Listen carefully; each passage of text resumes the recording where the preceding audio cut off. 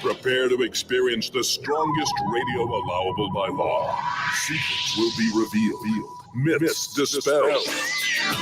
From the studio gym where excuses never apply, it's Superhuman Radio with your host, Carl Lenore.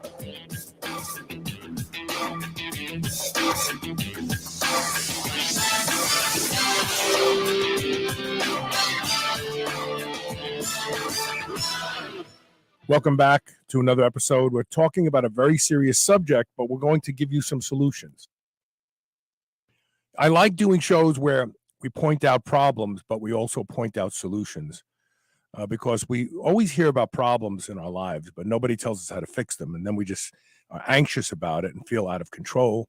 And being in control is a very important part of your health, because you have to be in control of your health. You can't depend on anybody else to do it for you if you haven't figured that out yet. We're going to be talking today with a returning guest, Dr. Kristina Varady. She is the author of the Every Other Day Diet. She was on the show years ago. I don't know how many years ago. It's been 17 years I've been doing this podcast. But as you know, I'm going to be leaving very soon to pursue other things that I'm working on. But we're getting this interview in because it's important. I have friends that suffer from NAFLD, non-alcoholic fatty liver disease. You get fatty liver without the fun. At least if you're drinking, you're happy, right? And it's really a big problem. I think people discount it somehow.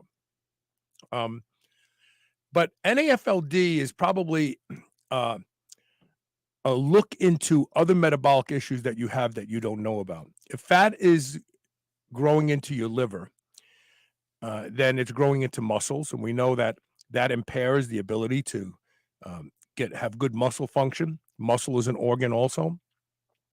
If it is in your liver, it's probably around your organs, and we've done shows with Dr. Sean O'Mara about the role of visceral fat in disease. It goes on and on and on. So when you think about NAFLD, don't think just about the liver. Like, well, I'll just take some supplements that are good for my liver. I won't drink. That's not enough. You have to fix this stuff, not because of the liver exclusively, but because of all of the other metabolic issues that you're suffering from, whether you're lying to yourself or you're just ignoring them. Your doctor's probably told you about it. Your blood sugar's too high. Metformin is a drug we're going to prescribe for you next time. Your blood pressure's too high. High blood pressure is more about insulin resistance, because as insulin goes up, angiotensin converting enzyme goes up and squishes all the blood vessels. Imagine you step on a hose. Where you step on the hose to the wall where the spigot is, that's where the pressure builds up, because you just shut off this part here. So we're talking about something that can be identified and can be addressed and targeted that will actually have a cascade of benefits in your life. People who are diabetic get cancer more often. They develop dementia sooner. They have heart disease, liver function, kidney function. So pay attention, because this is a really simple thing to do. You don't have to be heroic. You don't have to go in and deadlift 500 pounds every week to reverse illness. There's very simple things you can do, and we will discuss them today. Before we get started, we have to thank our title sponsor, and that's Legendary Foods.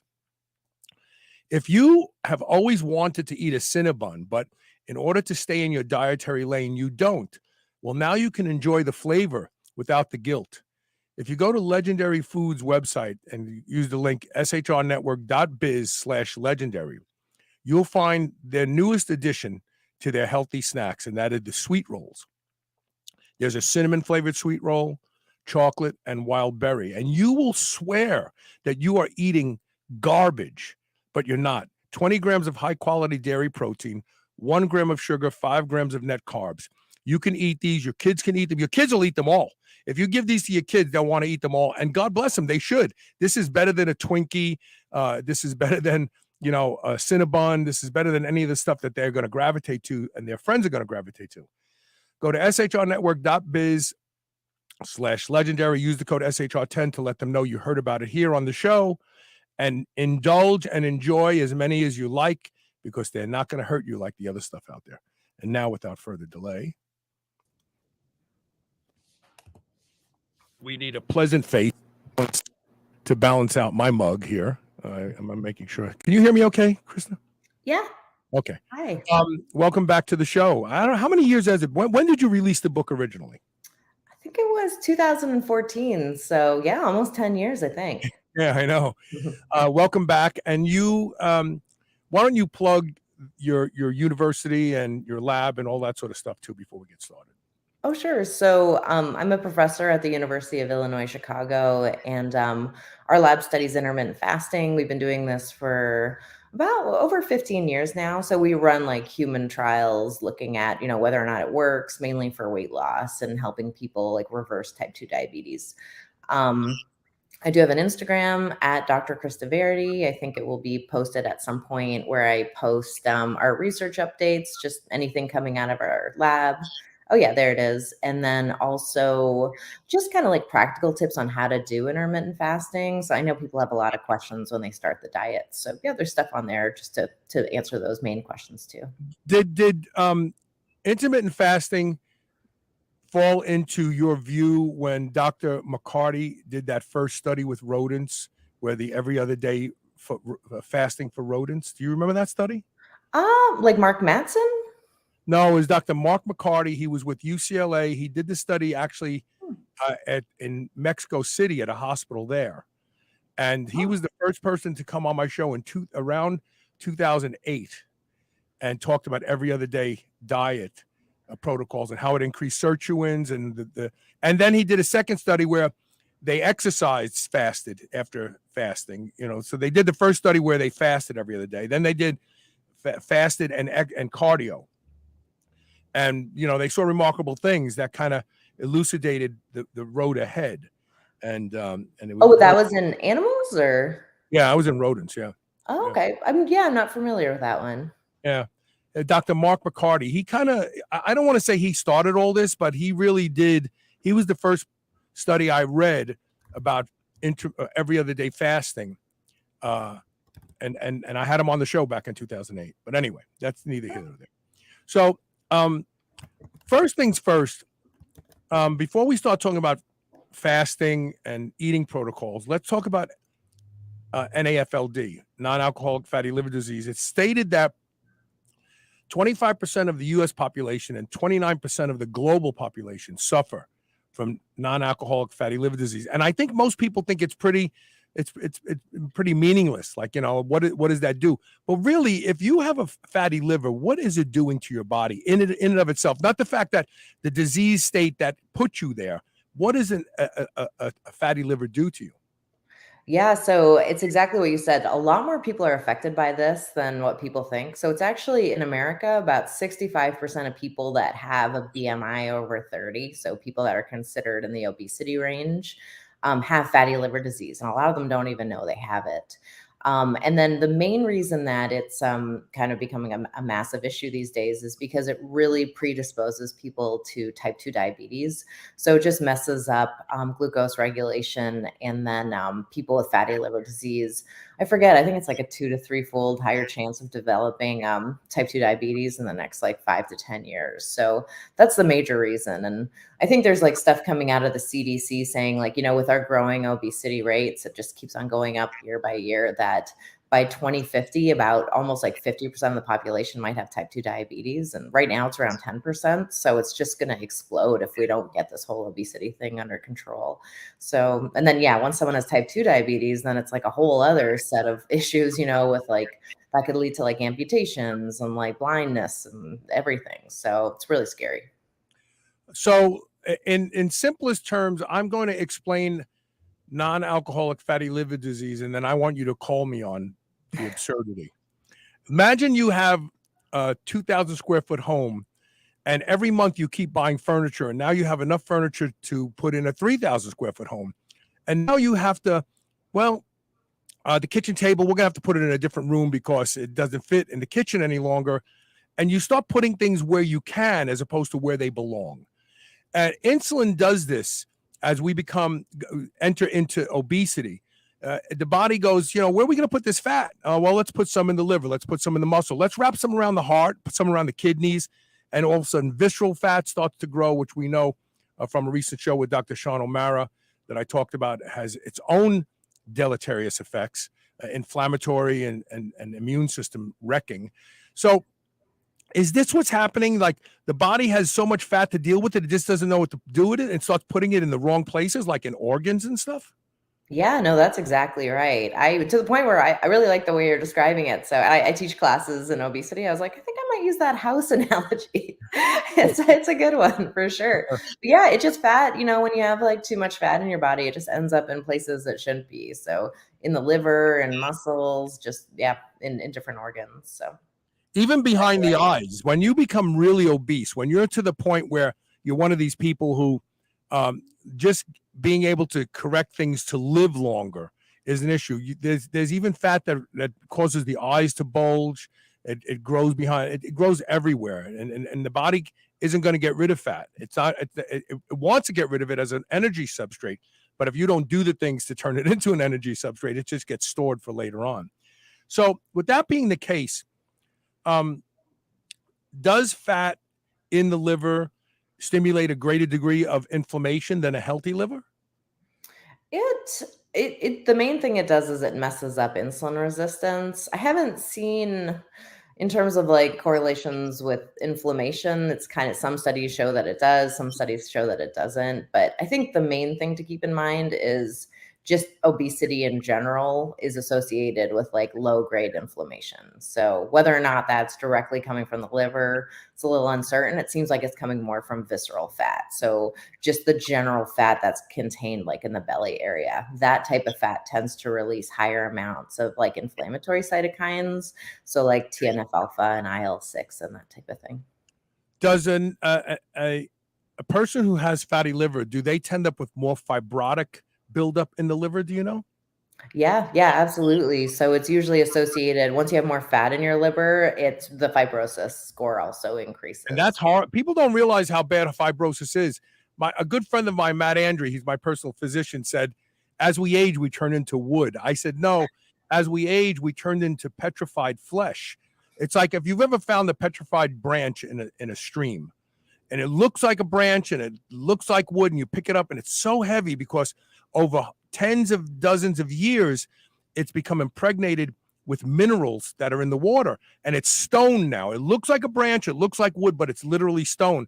And he said that's what happens to our bodies as we age, because actin is a wonderful thing to repair and heal, but when it's not modulated properly, it can create scars where there have never been scars. Like nothing cut your liver, but now all of a sudden this hunk over here is like, it's like a tire. It's like a rubber tire, and it's not functioning. It can't filter anything anymore. It can't do anything. It's just there. So the fibrotic tissue in the liver is a big problem today with people, and no one discusses this at all.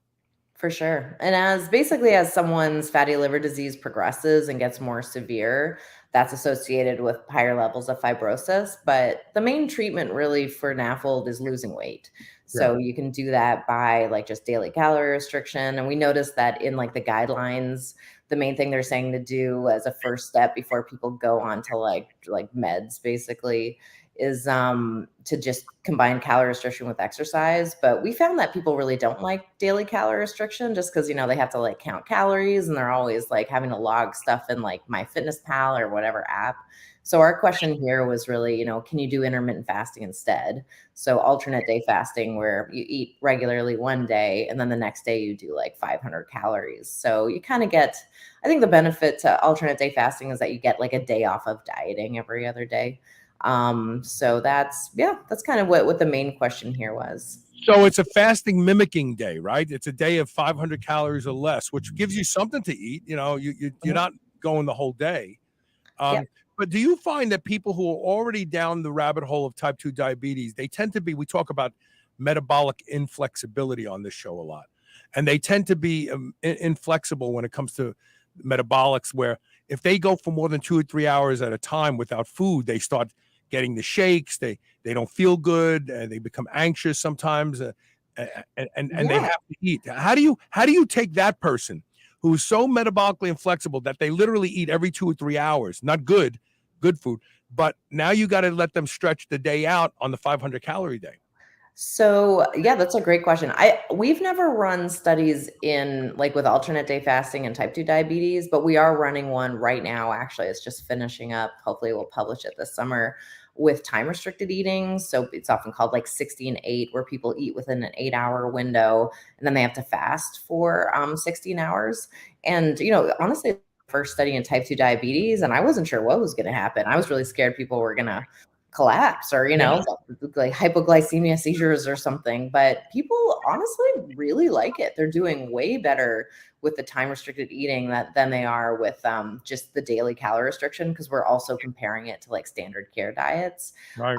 So you'd think that they'd really struggle with it, but when people try it, they're just so sick. These patients are so sick of being told to just like count calories and carbs every day that intermittent fasting is almost like a relief to them, that they get to try something new that will actually work. So, but there was just a study published in Diabetes Care, I think like a couple of days ago, with alternate day fasting, showing that people could stick to it really well. They did 3 days of fasting per week, and it was about 500 calories, and there was no major issues of like hypoglycemia or seizures or massive hunger or anything like that. So I think the bodies can just adjust to whatever you throw at it. The first 10 days of all of these regimens are really tricky for everybody. So that's something to keep in mind. But I think people with type 2 diabetes can do these as well. Well, especially if you're doing fasting correctly. So in my humble opinion, there's 2 ways to do it.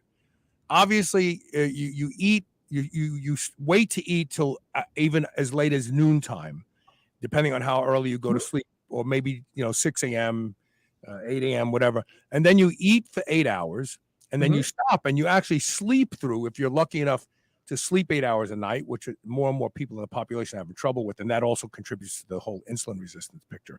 But if you sleep 8 hours, you're sleeping through 8 hours of the fast. So you're not going, oh God, I wish I could have something to eat. You're sleeping, period. Yeah, exactly. But what I've adapted to when I do fast, and I do fast periodically, I don't do it as much as I used to. I literally used to fast every day. I had a 16-hour 8 every day. And sometimes even less than that. I'd fast 20 and have one meal. And all those things actually work. You can't do them constantly. You have to change it up.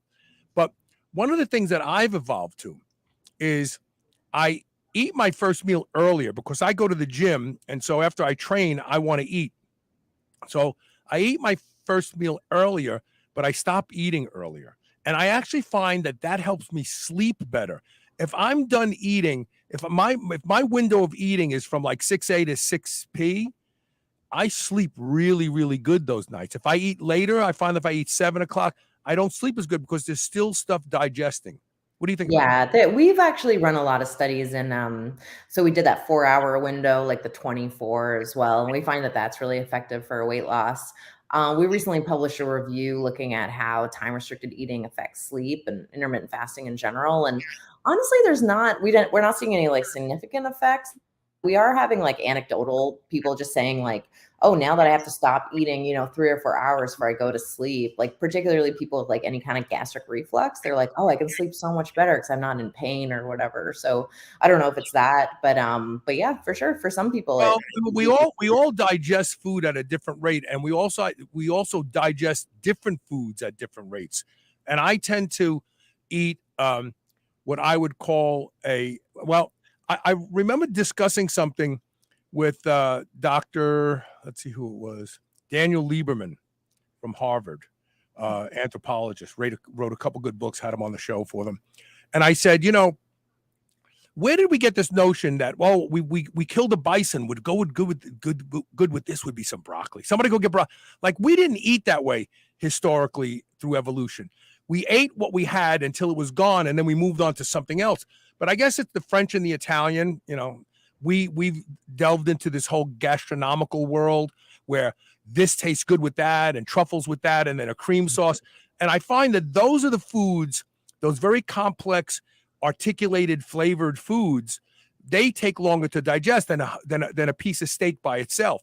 And so everybody digests foods differently, and we digest different foods differently.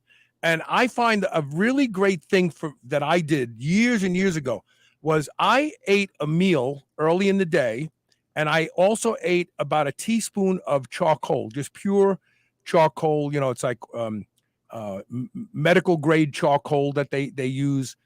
And then I waited to see the charcoal in my bowel movement. And I learned that I am literally a 24 to 26 hour digester. What I eat now at this time will come out of me tomorrow around this time.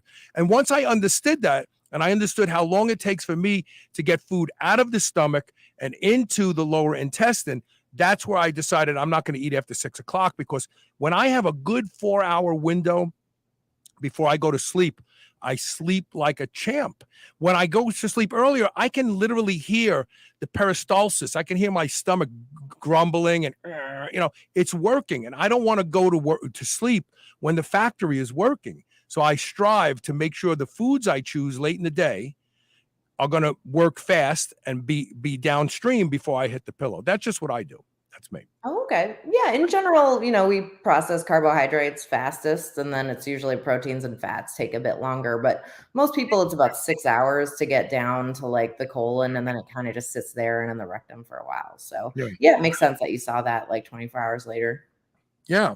So let's talk about one other question I have, and I don't know if this is in your purview, but I'm going to ask anyway. Fat-soluble vitamins are stored in the liver.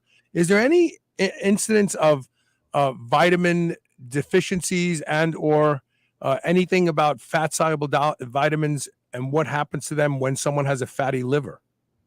Well, there's like 4 fat soluble vitamins, and the only one that's stored in the liver is vitamin A. So vitamin E is stored in the fat, and vitamin D is stored in the blood. And then vitamin K is kind of stored everywhere, but yeah, and some in the liver as well. So you're asking, like, do you get nutrient deficiencies with vitamin D?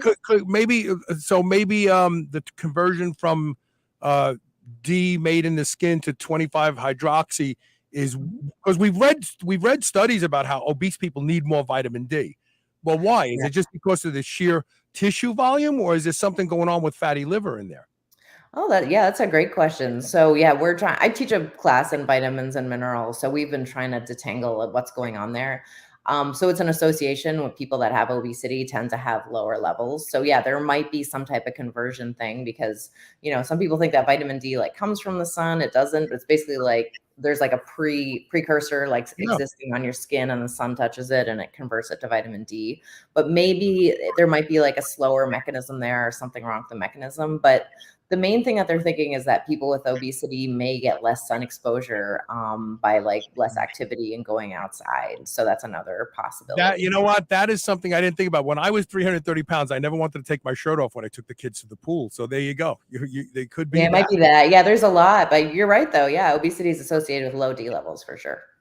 I want to put your book up and take our first break. And when we come back, let's talk about what the protocol was that there was 80 people in this study, right? Yeah. Let's talk about what they did. So if you want to read the Every Other Day Diet, the original one, before all the apps came out and all the other silly stuff, You can get Dr. Varady's book at Amazon. It's called The Every Other Day Diet. And 4 weeks, 12 pounds, 2 sizes. That's impressive because, that speaks to women, because let's be honest, women are the ones that go on all the diets. Women are the ones who say, I'm never going to eat again. I can't lose any weight. Here's your answer. The every other day diet, you don't have to take heroic measures. You're not going to be in pain. You're not going to be so uncomfortable that you can't think straight or work. You're not going to be hangry like a lot of people talk about. You'll be able to do this and achieve your goals, but you have to be realistic. Weight takes decades sometimes to put on. I didn't become 330 pounds quickly. I did it really over a decade. And when I decided to change my life, I wasn't foolish enough to believe that I could lose that weight in a couple months or a couple weeks or even a couple years. I looked at the journey back the way I looked at the journey forward. I did the same things every single day, and I was patient, and I got to 330 pounds. And in order to lose the body fat, I had to be patient and do the same things every day. And I was back down. I lost 100 pounds my first go around. But there you go. So we're going to take one quick commercial break. If you're watching live, feel free to ask questions. We'll be right back with more Superhuman Radio.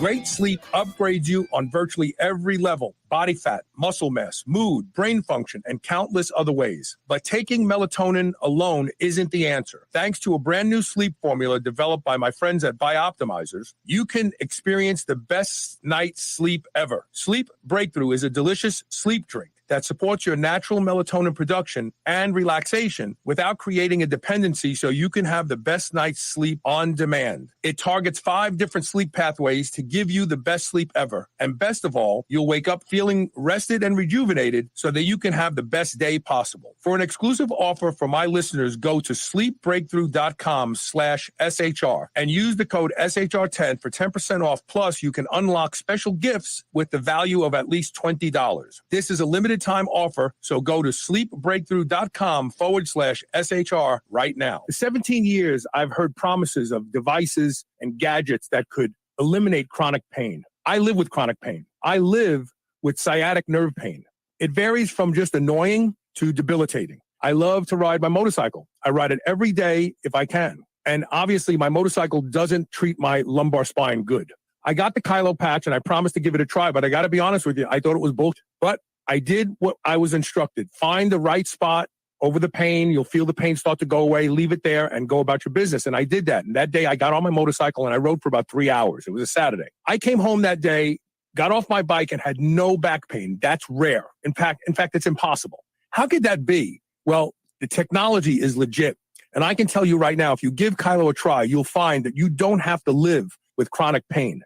Check it out. Go to shrnetwork.biz/GoKylo. That's GOKAILO. Use code SHR30 for 30% off. Millions of people know that shrewd food is the smartest way to snack. Ever get that craving for crunchy snacks, but don't want to eat all those empty carbs? Well, instead of puffed corn or wheat, like most snacks, Shrewd Food puffs protein powder. This gives these crazy efficient macros: 2 grams of carbs, 14 grams of protein. That's as high as 67% protein, and with only 90 calories. So knock out the carbs, but keep the amazing flavor and crunch you're looking for. Shrewd Food is now available at Walmart and Sprouts. Or go to shrnetwork.biz/shrewdfood and use the code SHR25 for 25% off your order. Dogs should be powered by fat and protein, not carbs. That's why Visionary Pet makes low-carb, ketogenic dog food for dogs of all breeds and life stages. From kibble to freeze-dried and even low-carb treats, all Visionary Pet recipes are very low-carb, ketogenic, and made with 100% real meat protein. Shop now and use code SHR for 20% off your first order today. Your dog deserves the lifelong benefits of optimal nutrition. Make the switch to Visionary and see why smart dogs eat low carb. You're listening to the Superhuman Channel. We're ripped and we're ready.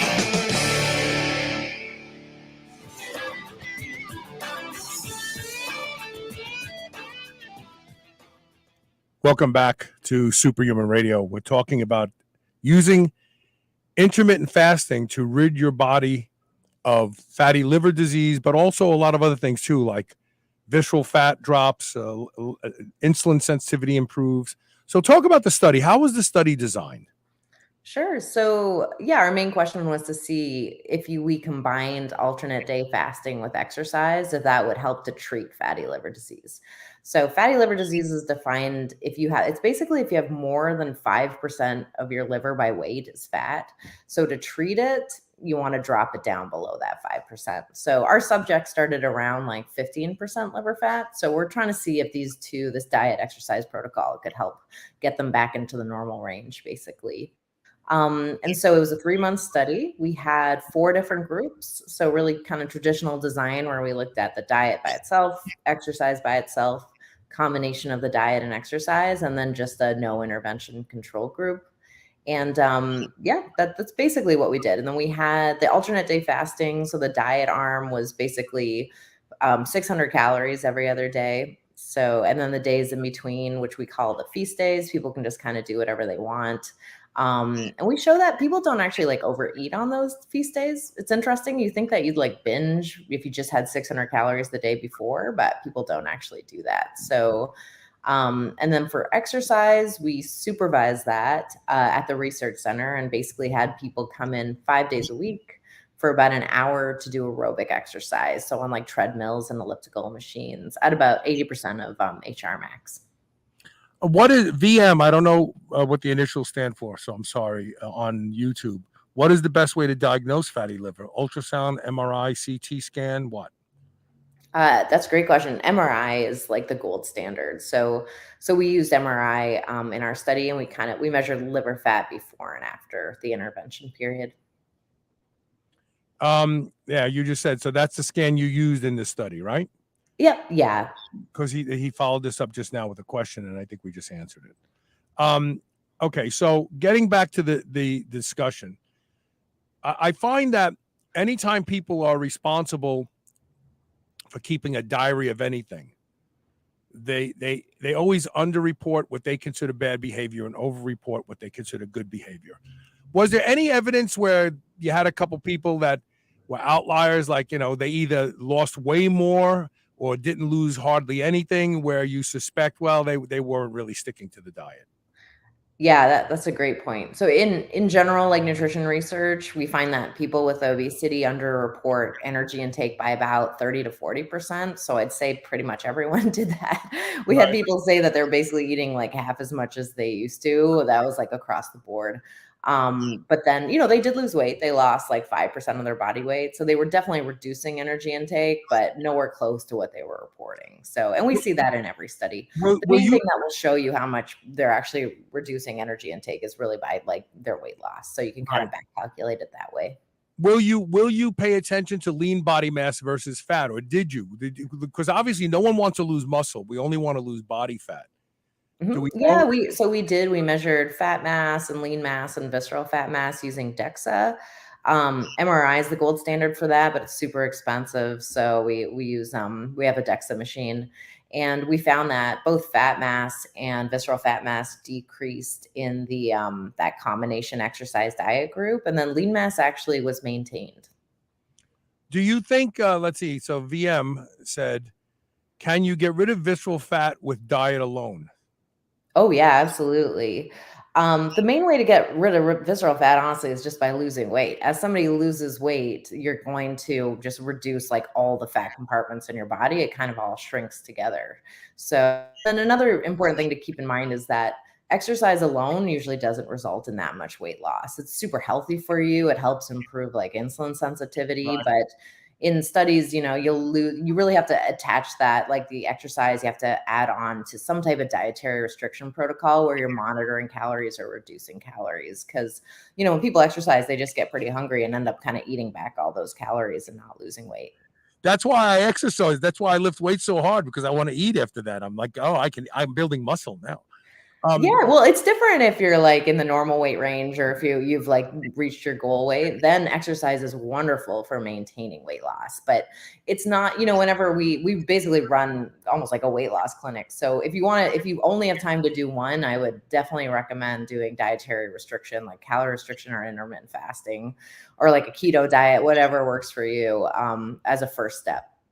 There is something unique about visceral fat that the body actually protects it. I remember reading a study probably 17 or 18 years ago about people who went for aggressive liposuction, like on more than 40% of their body. And they looked great. They lost, they obviously were lighter. But as time went on, they did put the fat back on. But interestingly, they put it on inside the viscera, which tells me that the body goes, we're not going to let them steal this from us again. This is important fat. And so the body, and then there's a good study we covered on the show that led to the creation of a product that's no longer around, but it was an AI driven exercise bike that used biofeedback and made you do interval training, and the rate of visceral fat that dropped on the test group that led to the product was ridiculous. Like, it exclusively reduce visceral fat first. And then when you look at Sean O'Mara's work, where he combines sprinting for those of us who can still sprint, and dietary changes, and literally goes after exclusively visceral fat. I mean, he took some football players who were their visceral was literally loaded, and you could see their organs were being like crushed. And like 6 months later, it was like a different person was doing this MRI. And so, or maybe, yeah, it was MRI. I think he didn't use DEXA, but anyway, there's something unique about visceral fat. The body, for some reason, looks at visceral fat as preferential. Once you develop it, it tries to protect it. It seems like that's my own interpretation of those studies connecting those dots. Yeah, I'm just looking. I can't find anything by Sean O'Mara on PubMed, but maybe that's just me. I don't know. I'll send you some links to his stuff. Yeah. Okay. Yeah, but in general, people gain and lose fat the same way. So there's android versus gynoid obesity. So some people just gain it on their bellies, and some people gain it more around their hips and thighs. So that's like a genetic thing. But as someone gains weight, you're going to deposit fat in that pattern back again the way you used to genetically. Either more some people just naturally gain more visceral fat. So and then in general, people will lose it. Like, definitely exercise can help that, but you generally just need to lose a certain percentage of fat in total to start losing visceral fat. So I'm surprised you got those findings. And yeah, for some reason, I can't seem to find any scientific publication. Well, the liposuction study was ridiculously, like, I looked at that and what the hell? Like, all these people paying thousands of dollars to get lipo, and then they end up with a distended gut, it looks like, because the fat comes back exclusively inside the viscera. Oh, I've never seen that either. But yeah, if you want to send me the studies, it's kind of counterintuitive to like what we know in obesity research now, where when people gain back weight, they basically gain it back in the same compartments as they did, just because lipoprotein lipase is this thing that's kind of like a fat grabber on your cells, and there's a lot of it in visceral fat for some people. So as fat's floating through the circulation, it will grab it and put it back in there. But all of that's like genetically determined. So I'm not sure, why you saw that stuff. Is there a reason? Is there a reason why contrast being used with MRI would be needed for this type of an assay? For liver fat? Yeah, a VM is asking, did you use MRI with contrast? They only use that for tumor detection. I think so. Yeah, no, we just use MRI PDFF, which is like a way of measuring fat in the liver. I'm not an MRI technician, so I don't know exactly what it's doing, but no contrast were needed. It took about like 20 minutes per person. We just like scan the liver directly. So they lost in the group that actually had all of the MRI to observe the fat. They received both exercise and dietary changes. They lost about 5% of their total body fat over what period of time? 3 months. So we did the MRIs for like all those 4 groups, and we found that it was basically the combination group that saw like the best effects. So they lost about 5% of body weight, and then their liver fat decreased by about 6%. So we weren't able to treat it because, again, it started out their liver fat was around 15 and we wanted to drop it below 5, but we mainly got it kind of like below 10. So and if it would have gone on long, no reason to not think that if it would have gone on longer, then exactly. it would have. Yeah, and then we also saw like improvements in insulin sensitivity. So definitely, it seems to work if you combine intermittent fasting with exercise. It seems like it's a good way to treat it. But it's true, we should have ran the study for longer. So, were there any other things that kind of popped out at you? Like a lot of them complained that their knee pain, and I want to make sure I tell people this. Osteoarthritis is a slower form of rheumatoid arthritis. We've talked about the studies. We've had the scientists on the show to talk about it. It is autoimmune in nature. The reason that people's knees hurt isn't exclusively because of biomechanical loading, because obese people get arthritis in their neck, and their head isn't really much heavier than ours. They get arthritis in their fingers, and it's not like they carry more fat in their fingers. And so we know now that there's an autoimmune portion of osteoarthritis. But with that being said, when you lose weight, the factory that makes inflammation gets smaller. So did people say, I can't believe my knees don't hurt, my ankles don't hurt, my wrists don't hurt? Any of that reported? We didn't measure that specifically. And I didn't interact with the subject, so I'm not sure, but I probably, because, just as you lose weight, there's, again, obesity creates like low grade inflammation throughout your whole body. And as you lose weight and lower your visceral fat mass, all of those cytokines tend to decrease. So probably, but yeah, that would have been a good thing to measure as well. So, is there a new book coming out as a result of your more recent research that you've done since 2014? Yeah, so since I've kind of transitioned more to like the 16-8 diet, since that seems to be the one that most people are interested in now, and it's easier to get grant funding in that area too. So we're running, there's going to be a book called The Fastest Diet that's coming out first in Australia next September, and then hopefully in about a year or so in the US. So yeah, The Fastest Diet. And it really looks more at the effects of time-restricted eating for health. So does it work in people with diabetes, obesity, fatty liver disease, that type of thing? I stopped using the word fasting, intermittent fasting, because that almost triggers this zealot-like attitude about diet. And people always talk about, you got to have a good relationship with your food. I have a great relationship with my food. It tastes great. I swallow it, and it's happy to be in my belly, and I'm happy that it's there.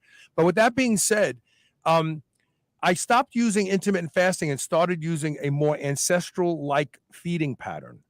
Because if we really look back to hunter-gatherers, they hunted and gathered during the day, and once it got dark, wherever you live, they didn't hunt and gather because they would become food.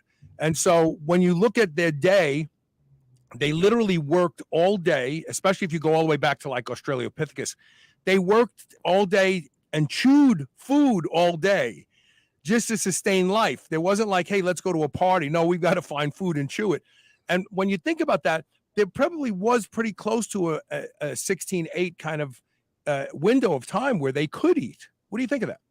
I think so. Yeah, I think it really is tied back into some type of evolutionary eating. So from what my husband has like an anthropology degree, so it's true. It seems like people were just eating whatever was available, berries, leaves, that type of thing. And then, the big hunt would get whatever, some type of meat, which maybe was only available like once a week or something. I'm really not sure. But yeah, I'm sure it's tied back into that for sure. Yeah. And because I know that when I used to do the 16-8, in the 8 hours I was able to eat, I ate. I ate ridiculous amounts of good food. Lots of eggs and meat and chicken and salmon. And back then I was drinking raw milk. I was probably drinking a half gallon of milk a day. And I was my strongest and my fittest at that point in my life. And I probably was in my late 50s at that time. And all I can say about that is that there's something very satisfying between the feast and the famine. You're getting really hungry. You trained today, and now you're gonna unleash the dogs, and you're gonna eat, and you eat until you are so satisfied. If you were a lion, you'd find a tree to lay down under and just stay there, and then the next day you do it again. There's something very satisfying about the diversity of feast and famine that doesn't make you feel like you're starving yourself. Yeah, and that's what a lot of our subjects in the 16-8 studies say. But we actually, interestingly, I think the main thing that 16-8 is doing is actually reducing energy intake just naturally. So we've shown that if you eat in an 8-hour window, people cut out anywhere from 300 to 500 calories a day naturally without having to count calories, which is so cool because people are so sick of monitoring stuff, So I think that's like the main reason it became so popular recently.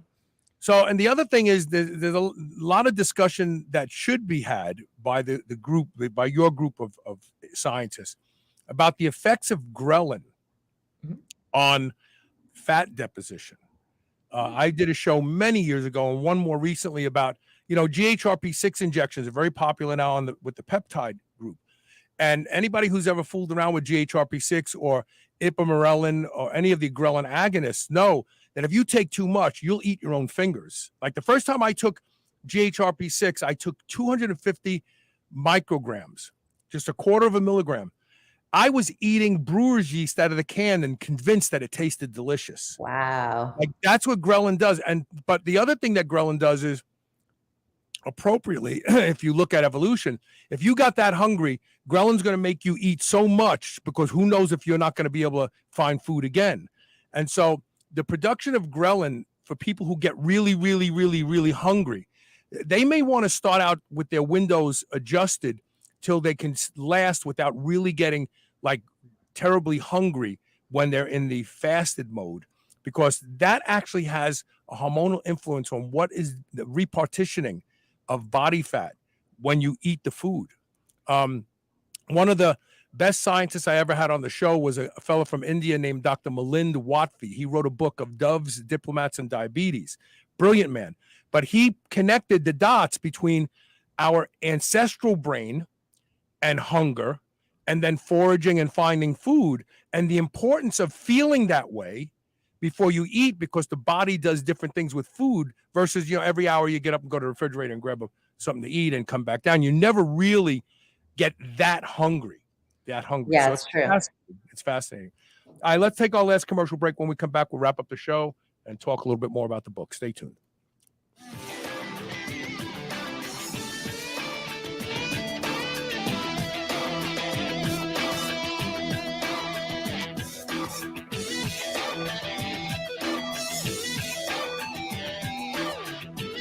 There are lots of concerns about food supply today. That's why you need White Oak Pastures. White Oak Pastures will deliver food right to your doorstep. You don't even have to go out and be disappointed by shopping in grocery stores. The finest beef, pork, lamb, duck, and more can be found at White Oak Pastures. And now they even have seafood. And best of all, White Oak Pastures has a negative carbon footprint, which means that you don't have to feel guilty for eating your ribeye. Go to shrnetwork.biz/White Oak and use the code SUPERHUMAN to save 15% off. Hey guys, it's time to change your f***ing underwear, and it's time to change to Sheath. Sheath's underwear's revolutionary designs allows your man parts to hang the way they would naturally hang if you were not wearing underwear. And this improves the blood flow throughout the day to the twigs and berries. If you've never experienced wearing a pair of Sheath underwear, boy, is there an exciting experience waiting for you. Grab a pen and write this down. Go to shrnetwork.biz/Sheath. That's SHEATH. And use the code SUPERHUMAN to save 20% off your first pair. And get this, if you're not completely satisfied, send them back for a full refund. That's shrnetwork.biz/Sheath. Hey, this is Carl Lenore. I am the inventor of Gun Leash. Over 500,000 handguns are lost in the United States every year. If you carry a gun like I do, you are 300 times more likely to lose your gun. And 15% of those guns will end up in criminals' hands and used in the commission of a crime. Gun Leash solves that problem. Gun Leash is a patented, no-tracking proximity device the size of a postage stamp. It will alert you as soon as your gun is outside of your range, so you can never leave your gun behind. To learn more and to be notified When Gunleash is available at the end of January, go to gunleash.com and get on our mailing list. Gunleash. Never lose your gun, never leave your gun. Merrick Health is a premium telehealth platform that connects customers with partnered providers from the comfort of your home. Merrick provides concierge service with your very own patient care provider as your health advocate. You'll go over all your needs and goals, from improving sexual function, hair loss prevention, increased muscle, fat loss, and overall improved performance. Prescribed treatment options can be ordered and shipped directly to you if you meet the requirements. All from the comfort of your home. Go to shrnetwork.biz/Marek Health. That's MAREKHEALTH, and order your comprehensives and get 10% off with code SHR. Don't forget to add the lab analysis to have results reviewed with potential over-the-counter supplements or treatment recommendations. That's shrnetwork.biz/Marek Health and use code SHR at checkout. Or order your own desired labs with code SHR and get 10% off your first lab order. Remember those rectangular toaster pastries you used to love when you were a kid? Well, Legendary Foods has just made them better. The new cake-style tasty pastry is like nothing you've ever had before. With 20 grams of high-quality protein and less than 1 gram of sugar, you'll feel like you're cheating, but you're not. Go to shrnetwork.biz/legendary and use the code SHR10 to save 10% off your purchase of tasty pastries. Now available in cookies and cream, red velvet cake, birthday cake, blueberry, strawberry, brown sugar cinnamon, and hot fudge sundae. Go to shrnetwork.biz/legendary and use code SHR10 today. Spit that out right now. This is the Superhuman Channel.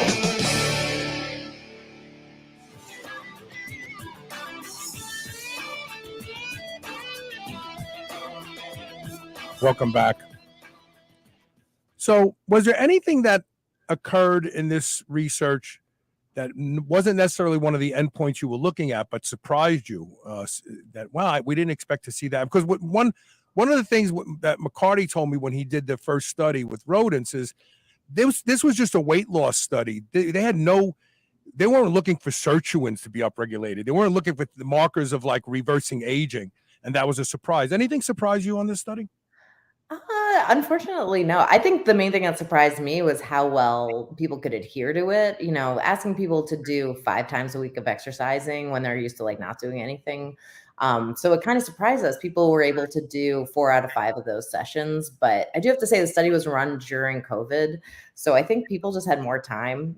So we actually transitioned the supervised exercise session to like an at-home thing where we just watch people over Zoom do the exercise, and they seem to really like it. So that was honestly very relieving, because, you know, the main thing that helps people change their health is sticking to whatever it is, like diet or exercise. And most people said that they would continue the interventions after.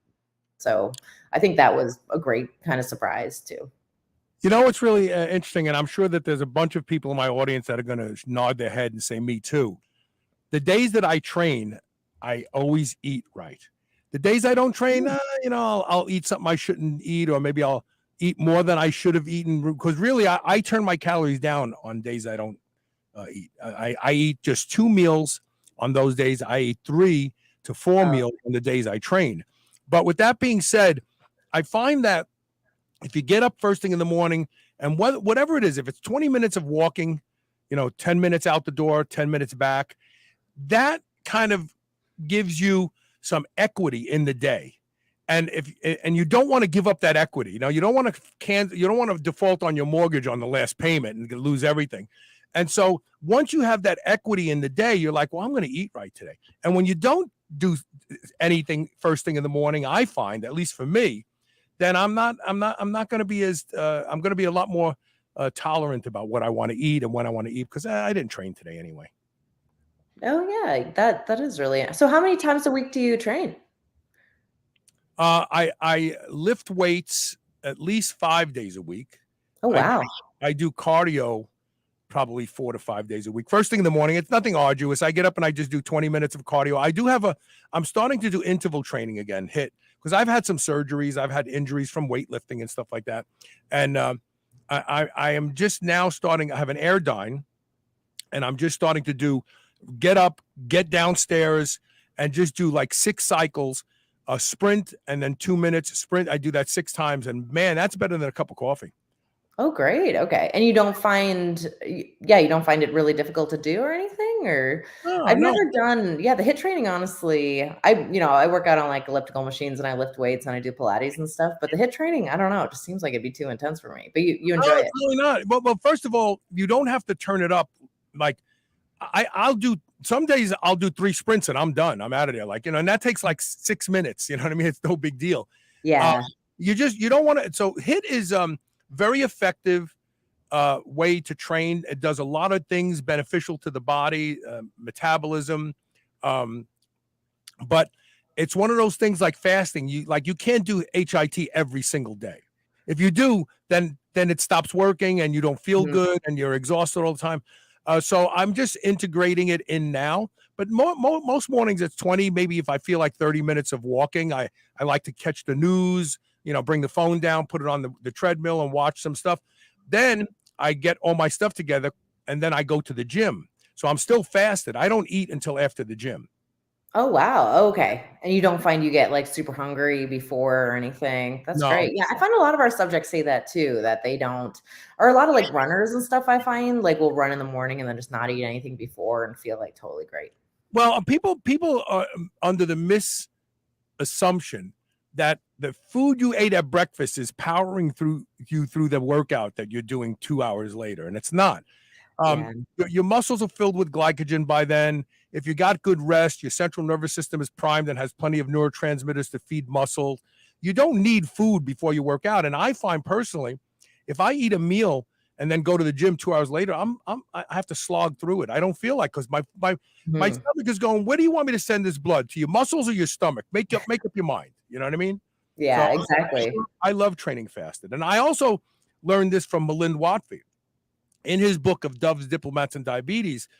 When you train fasted and your training has an element of risk, your body handles the food differently that you eat, because what it does is it uses more of it to super compensate for the next time you get into this jam. And that's one of the greatest books. It changed the shape and direction of this show, that book of Doves, Diplomats, and Diabetes. Oh, the one you mentioned before. Yeah, interesting. I'll check it out for sure. Yeah, it's really, really, really, really. I think more people should read it because they'd understand how exercise can influence, and not weight loss, like you said. It's about building strong structures, improving bone strength and muscle function, and so on. But anyway, did we miss anything? There's anything that you wanted to talk about before we stop the interview?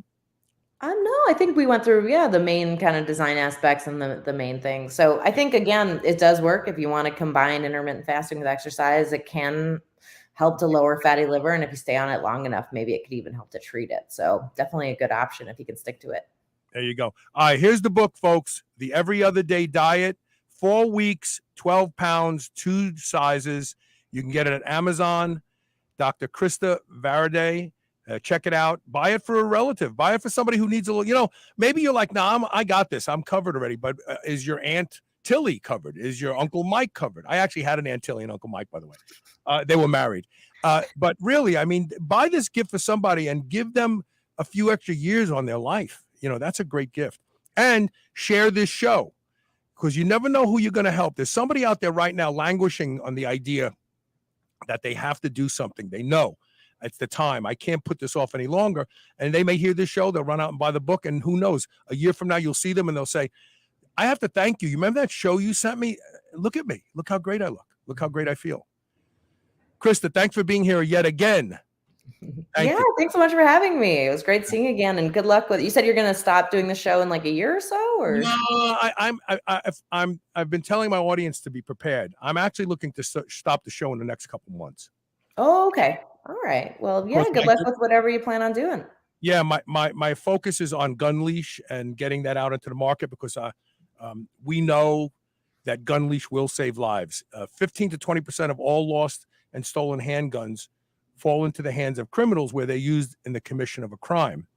And if we can take those guns out of criminals' hands, then we're doing a great service to the American public. And that's the plan. That's what we're doing. That's what Gunleash does. Yeah.